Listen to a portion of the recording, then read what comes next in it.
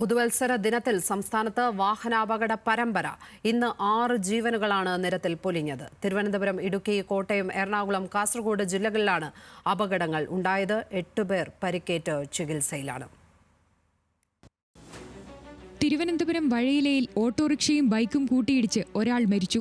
അരുവിക്കര സ്വദേശിയായ 21-കാരൻ ഷാലു അജയാണ് മരിച്ചത്. ഒപ്പമുണ്ടായിരുന്ന യുവാവിന് ഗുരുതരമായി പരിക്കേറ്റു. ഇടുക്കി കുട്ടിക്കാനത്തിന് സമീപം കാർ കൊക്കയിലേക്ക് മറിഞ്ഞ് ഒരാൾ മരിച്ചു. കാഞ്ഞിരപ്പള്ളി ആനക്കല്ല് സ്വദേശിയായ 27-കാരൻ ഫൈസലാണ് മരിച്ചത്. പുതുവത്സരാഘോഷത്തിനായി എത്തിയപ്പോഴായിരുന്നു അപകടം.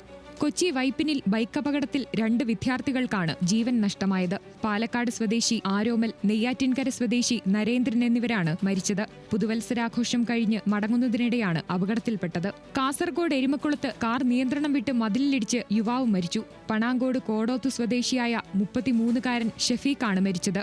രാത്രി 11:30-നായിരുന്നു അപകടം. കോട്ടയം എരുമേലി കണമല അട്ടിവളവിൽ ബസ് മറിഞ്ഞ് ശബരിമല തീർത്ഥാടക സംഘത്തിലെ ഡ്രൈവർ മരിച്ചു. പുലർച്ചെ 4:30-ക്കുണ്ടായ അപകടത്തിൽ ആന്ധ്ര സ്വദേശി രാജുവാണ് മരിച്ചത്. 7 പേർക്ക് പരിക്കേറ്റിട്ടുണ്ട്.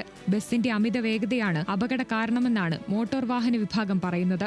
കോഴിക്കോട് താമരശ്ശേരിയിൽ കാർ ലോറിയിലിടിച്ച് കാറിന്റെ വലതുഭാഗം പൂർണ്ണമായും തകർന്നു. രാത്രി 12:30-ന് കാരാടി വട്ടക്കുണ്ടിലാണ് അപകടം നടന്നത്. ചാലക്കുടിയിൽ നിന്ന് കൽപ്പറ്റയിലേക്ക് പോവുകയായിരുന്ന ലോറിയിലേക്ക് എതിർദിശയിൽ വന്ന കാർ ഇടിക്കുകയായിരുന്നു. വിവിധ ബ്യൂറോകൾക്കൊപ്പം ന്യൂസ് ഡെസ്ക്, ന്യൂസ് മലയാളം.